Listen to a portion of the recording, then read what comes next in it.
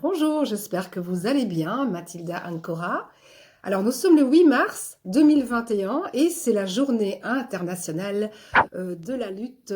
Alors là, c'est mon chat qui vous fait un petit coucou. Bonjour Lily, elle aussi, c'est une féminine et féministe. Et donc, nous sommes le 8 mars 2021, la journée internationale de la lutte pour les droits de la femme. Et Dieu sait à quel point beaucoup de femmes se sont battues pour pouvoir acquérir la liberté que nous avons aujourd'hui, même si elle n'est pas parfaite, même si elle n'est pas complète. Et j'en profite au passage pour remercier les hommes qui sont avec nous, parce que c'est important que le féminisme soit non plus comme dans le passé contre les hommes, mais avec les hommes. On a donc besoin de vous. Alors ça fait du bien de parler d'autre chose. Ça fait tellement bien que du coup j'ai écrit une petite chronique que j'ai envie de vous lire. Donc aujourd'hui, effectivement, j'ai vraiment envie de vous parler d'autre chose.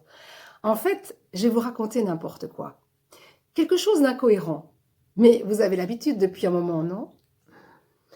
Je vais vous parler du 8888. Qu'est-ce que c'est le 8888? Alors, ça n'a aucune importance, car l'essentiel, c'est de parler d'autre chose. Mais vous êtes folle, me direz-vous. Personne ne parle d'autre chose. C'est interdit. Vous n'avez pas idée comme être traité de folle me fait un bien fou.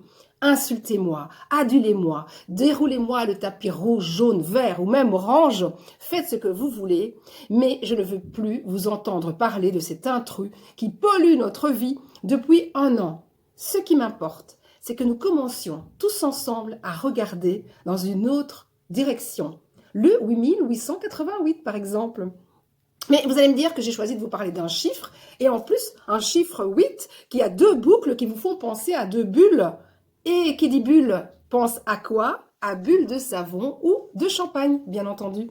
Ah, vous ne comprenez rien à ce que je raconte? C'est normal, c'est fait exprès.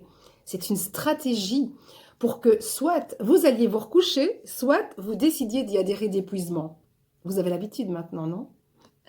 C'est pour ça que j'ai décidé de vous parler d'un chiffre. C'est mathématique et impossible de me contredire.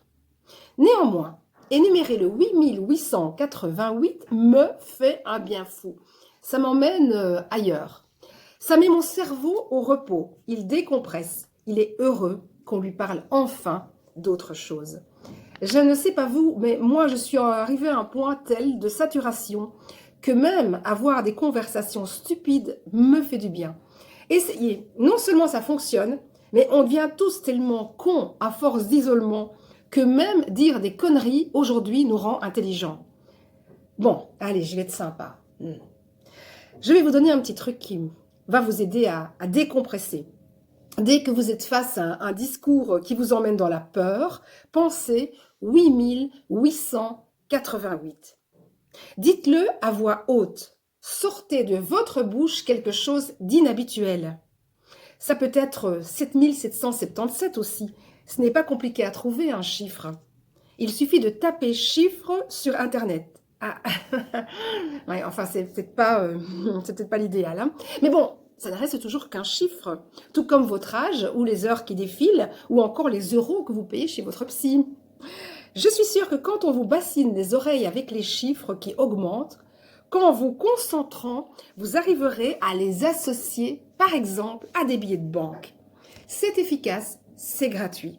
Sur ce, je vous envoie 8888 bisous, tout simplement pour parler d'autre chose.